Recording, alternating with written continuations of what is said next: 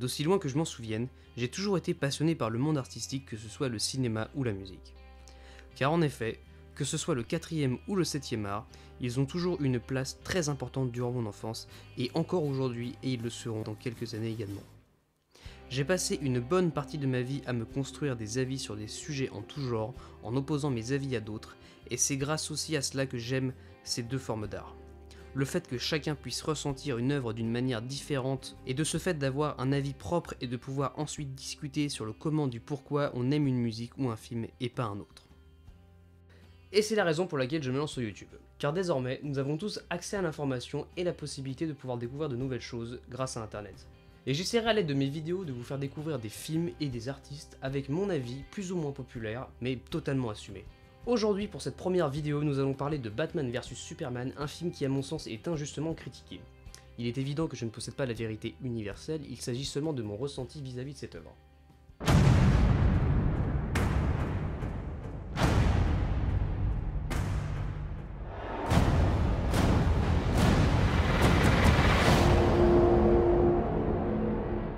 Batman vs Superman est un film sorti en 2016 et a été réalisé par Zack Snyder, réalisateur notamment de l'excellent Watchmen de 2009, mais aussi de 300 sorti en 2007.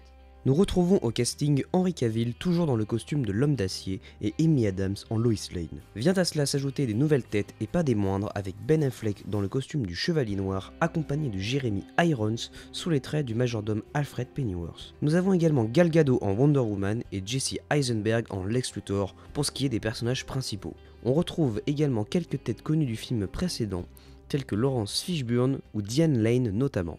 Batman vs Superman fait suite au génialissime mais tout aussi controversé Man of Steel sorti en 2013, également avec Snyder derrière la caméra. Il avait pour objectif de poser les bases d'un futur univers cinématographique à la manière d'un MCU qui ne cessait de grandir d'année en année. Toute l'idée de cet univers était au départ d'offrir des films plus sombres, plus matures dans la lignée de la trilogie Batman de Christopher Nolan pour être en opposition avec les films du Marvel Cinematic Universe qui étaient plus fun et souvent avec des touches d'humour. Batman vs Superman est donc sorti 3 ans après ce premier opus et démarrait déjà avec une énorme contrainte. Warner voulait à tout prix leur film crossover à la Avengers qui de leur côté avec leur deuxième opus avait déjà amassé plus de 1,4 milliard de dollars, les plaçant dans le top 5 du box-office des plus grands films de tous les temps. Et ça bien avant l'ouragan que fut Avengers Infinity War et Avengers Endgame. En bref, Warner et DC voulaient construire leur univers cinématographique via des crossovers le plus rapidement possible, ce qui malheureusement causa l'échec critique de Batman vs Superman, avec seulement 28% d'avis positifs sur Rotten Tomatoes.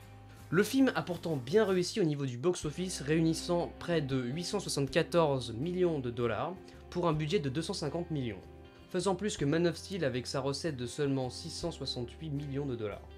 Mais malheureusement, l'accueil du film n'a pas été de tout repos. Le film a reçu de nombreuses critiques négatives qui changea les plans de Warner et de DC pour les prochains films, à savoir Suicide Squad et Justice League, qui malheureusement seront à leur tour énormément critiqués.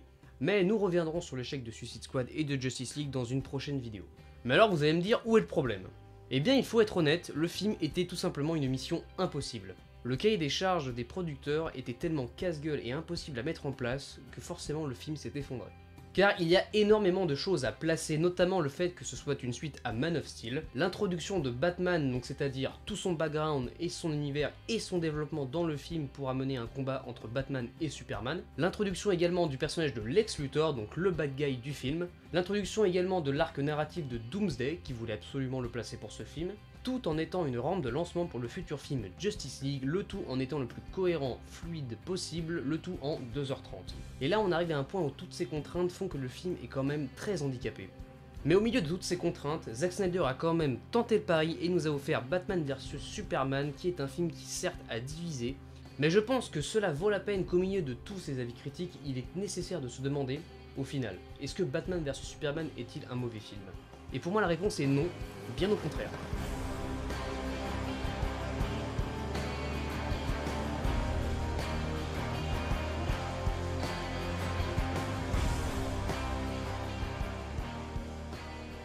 Et pour vous expliquer ça, nous allons aborder plusieurs points du film qui ont été très critiqués, et pour commencer nous allons faire les acteurs.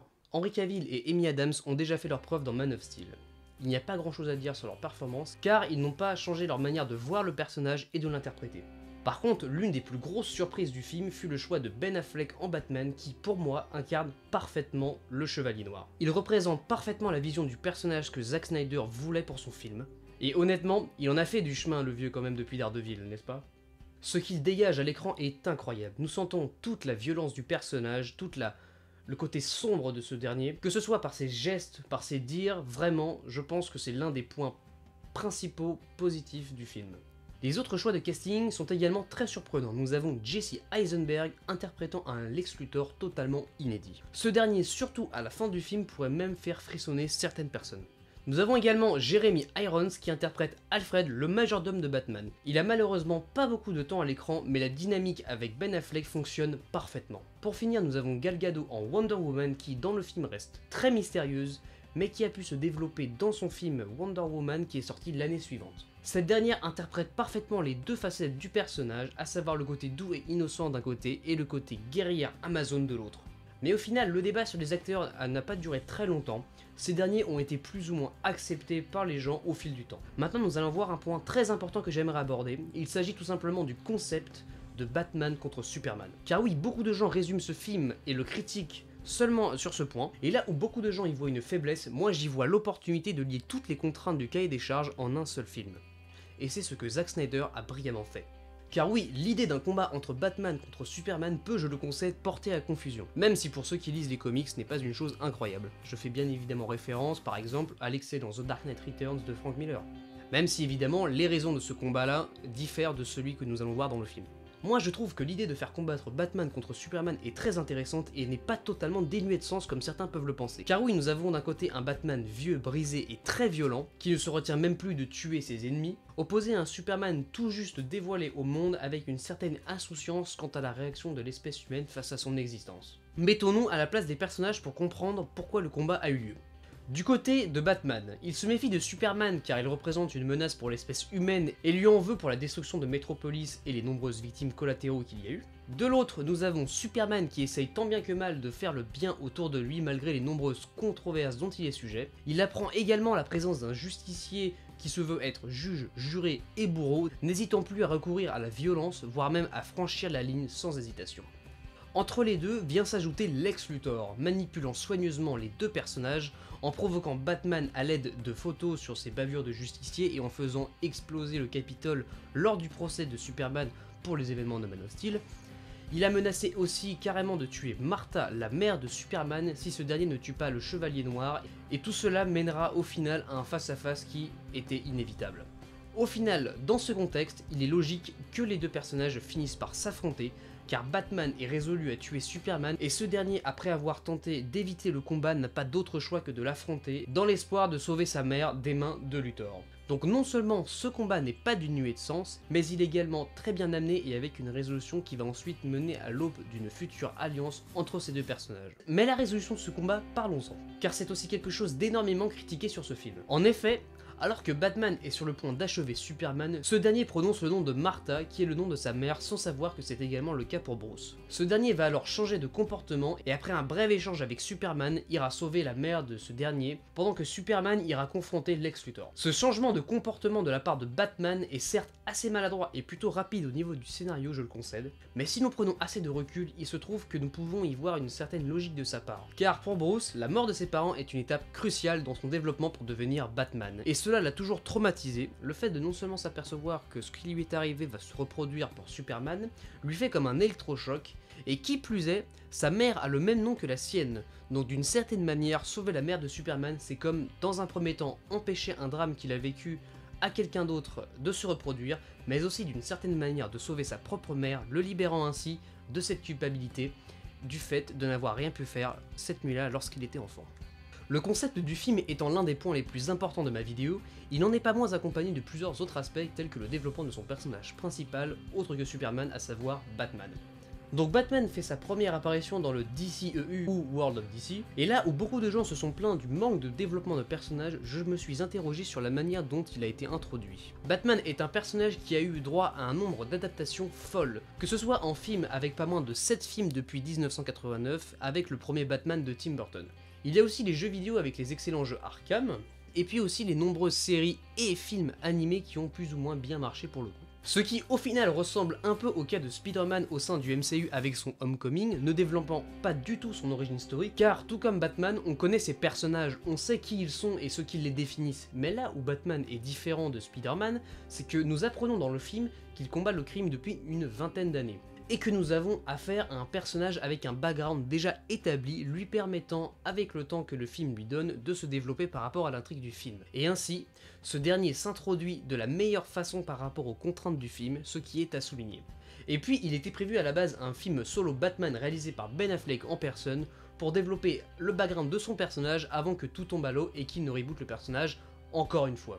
En ce qui concerne Lex Luthor, le bad guy du film, il est très important d'en parler car, selon moi, c'est aussi un personnage central dans l'intrigue du film, mais aussi un point très controversé.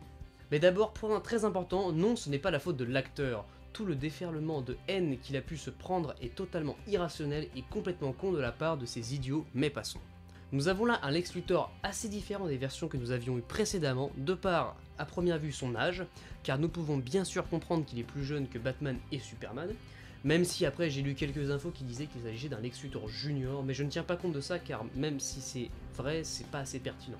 Mais il y a aussi son comportement et la manière dont l'acteur surjoue le côté fou et psychopathe du personnage. Oui, je mets le terme surjoue entre guillemets car quand bien même si c'est le cas, en quoi est-ce que c'est dérangeant d'avoir une version d'un personnage comme ça? Je veux dire, hormis ces points-là, il reste tout aussi intelligent et machiavélique que dans les autres versions du personnage, film ou comics tout confondu. Il a quand même réussi à manipuler Batman pour attiser sa haine envers Superman et même kidnapper la mère de ce dernier pour le forcer à aller tuer Batman, ce n'est pas rien quand même. Au final, je veux bien comprendre que malgré tout, ce personnage reste cependant sous-développé, mais on comprend facilement, et ce dès le début, qu'il craint Superman et voire même tous les méta-humains, et qu'il veut donc s'en débarrasser. Nous pouvons même aller plus loin, sur le fait que Lex Luthor incarne la thématique importante que Snyder aborde depuis Man of Steel, à savoir la relation entre l'homme et Dieu. Ou plutôt, quelle serait la réaction de l'homme face à un être quasi divin? Et Luthor serait au final la représentation de l'homme ne croyant pas en Dieu, et que lorsqu'il fait face à la réalité à propos de Superman et de ses méta-humains, il cherche absolument à les détruire. Et c'est quand même grâce à lui, on va pas se mentir, que nous avons une scène de teasing pour Justice League qui est quand même assez jouissive. Pour ce qui est de Superman et de Lois Lane, ils ont déjà eu un film pour être développé, donc ils ont forcément déjà un avantage certain contrairement aux autres personnages. L'univers d'ici est rempli de personnages aux capacités quasi ou voire même d'origine divine, et l'un des points forts de leur film, c'est la mise en scène qui souligne l'aspect quasi divin de certains personnages, comme Superman ou démoniaque pour Doomsday, avec également un des plus beaux plans du film. Ce combat de laser entre Superman et Doomsday évoque le bien contre le mal, ou voire même Dieu contre le diable si nous allons un peu plus loin dans l'analyse. Nous avons aussi lorsque Batman, Wonder Woman et Lois Lane sont à côté d'un Superman mort, faisant penser carrément à une scène de peinture au niveau du cadre et de l'éclairage.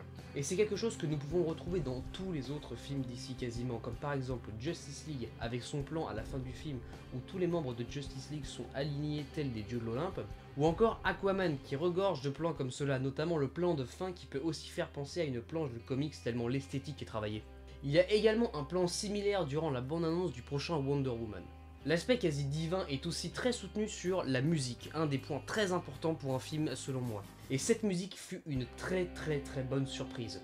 La musique a une place très importante dans un film, et étant musicien, j'accorde logiquement une attention particulière à cela. Pour moi, une bonne musique de film doit faire ressentir énormément d'émotions, que ce soit durant le visionnage du film, mais également lorsque tu écoutes le morceau seul. Et pour moi, la bande originale de Batman vs Superman en est un exemple parfait. Cette bande originale a été composée par celui qu'on ne présente plus, le légendaire Hans Zimmer, accompagné de Junkie XL, de retour après Man of Steel. Et elle se symbiose parfaitement avec le visuel du film et le scénario, avec un thème musical magnifique pour Batman, à savoir Beautiful Lie, mêlant le tragique avec la partie au piano et l'épique avec les passages incroyables de cuivre et de cordes qui apparaissent aussi dans d'autres morceaux du film.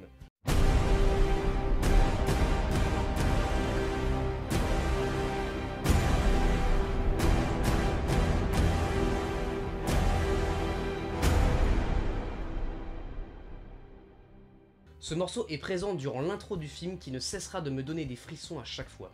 Nous avons également le thème pour Lex Luthor intitulé The Red Capes Are Coming, désolé pour l'accent anglais, et est à l'image du personnage qu'il représente, sombre, machiavélique, dérangé, et se dégage même dans l'essence du morceau une certaine touche de folie parfaitement raccord avec ce dernier.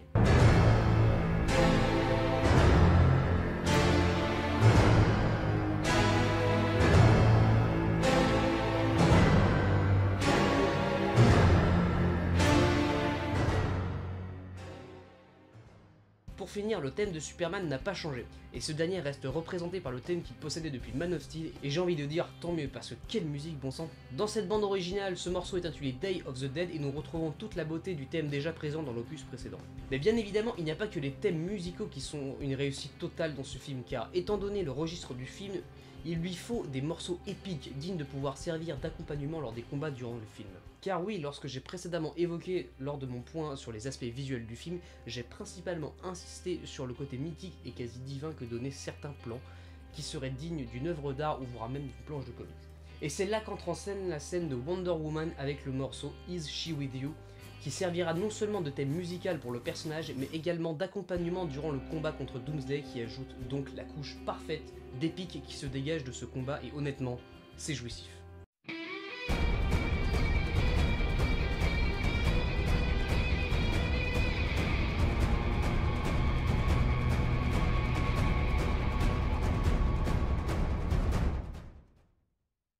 Hormis toutes les bonnes choses que j'ai pu aborder, je suis bien évidemment conscient que ce film n'est pas sans réel défaut. Le problème principal avec Batman vs Superman, ce n'est pas le film en lui-même, c'est l'idée derrière qui pose problème. Car, comme expliqué au début de vidéo, DC Comics et Warner ont tenté de rattraper Marvel le plus vite possible au détriment de la construction de leur propre univers cinématographique. Car comme beaucoup de gens, je pense également que DC a fait une erreur à vouloir lancer leur Ligue des Justiciers aussi rapidement. Il aurait fallu faire des films solo des membres de la Ligue, et ensuite les réunir à travers un crossover, offrant ensuite des possibilités infinies d'histoire car l'univers aurait été instauré. Cette méthode Marvel pour construire un univers cinématographique marche, nous en avons la preuve chaque année lors des résultats du box-office. Et DC aurait pu quand même suivre cette voie tout en restant un univers sombre et mature en opposition totale au MCU. Et selon moi, cela aurait pu mieux marcher. Au final, Batman vs Superman est un film qui n'a pas peur de prendre des risques et qui nous offre une histoire fluide et certes avec quelques facilités scénaristiques, sachant doser l'action et le développement de personnages tout en y mettant des thématiques très importantes.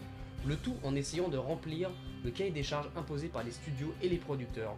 Mais malgré ces nombreuses contraintes, ce dernier reste à mon sens l'un des meilleurs films de super-héros pour avoir tenté un challenge pareil. Et même s'il en a déçu plus d'un, il n'en reste pas moins un film à l'image qu'aurait pu être le DCEU, un univers sombre, mature, mais malheureusement il en a été décidé autrement. Mais nous aurons l'occasion de voir ça dans une prochaine vidéo.